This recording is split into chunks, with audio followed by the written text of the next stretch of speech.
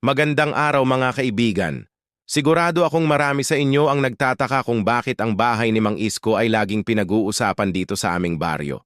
Sa unang tingin, ordinaryo lang naman itong lumang bahay kubo na gawa sa kawayan at nipa.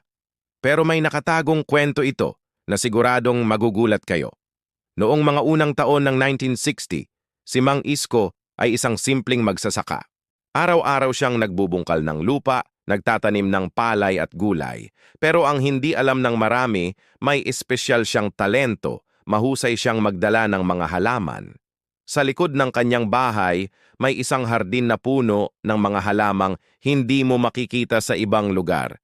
May mga bulaklak na iba't ibang kulay, mga gulay na sobrang laki ang ani, at mga puno na nagbubunga ng masasarap na prutas.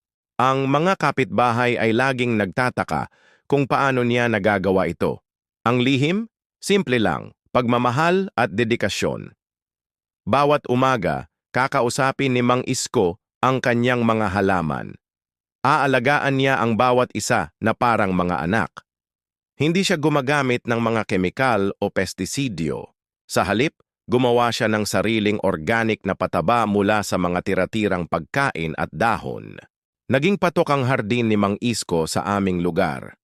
Tuwing Sabado, maraming tao ang pumupunta para bumili ng kanyang mga gulay at prutas. Hindi lang sila nabibigyan ng masustansyang pagkain, natututo pa sila ng organic farming.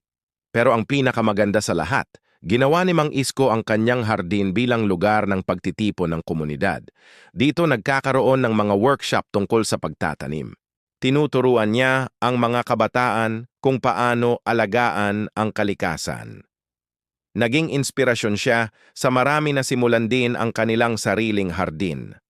Ngayon, kahit 82 years old na si Mang Isko, makikita mo pa rin siya sa kanyang hardin. Mas malaki na ito kumpara noon. May greenhouse na kung saan siya nag-e-eksperimento ng bagong paraan ng pagtatanim. May lugar din para sa mga bisita na gustong matuto. Ang dating simpleng bahay kubo ay naging sentro ng pagbabago sa aming komunidad. Dito nagsimula ang organic farming movement sa aming lugar. Dito natutong magtanim ang mga bata. At dito napatunayan na ang tunay na yaman ay hindi sa laki ng bahay, kundi sa kung paano mo ito ginagamit para sa ikabubuti ng iba. Kaya sa susunod na makita ninyo ang bahay ni Mang Isko, alalahanin ninyo na sa likod ng simpleng tahanan na ito ay may kwento ng pagmamahal sa kalikasan, dedikasyon sa komunidad at patunay na ang simpleng pangarap ay pwedeng maging daan para sa malaking pagbabago.